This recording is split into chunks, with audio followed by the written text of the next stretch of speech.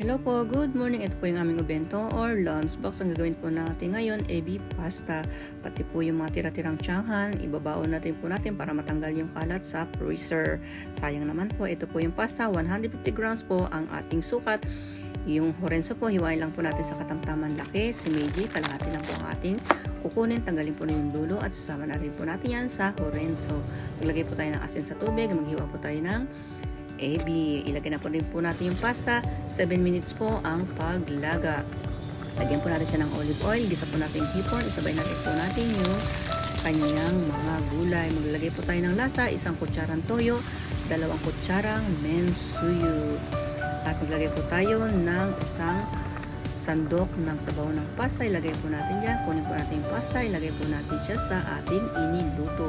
Maglagay po tayo ng konting asin at yung toasted garlic.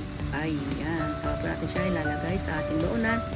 Kuha tayo ng tinidor. Ikot-ikutin natin. Ilagay po natin dyan sa ating baunan para mandali po nating makuha pag ating kinain. Ito po sa aking anak.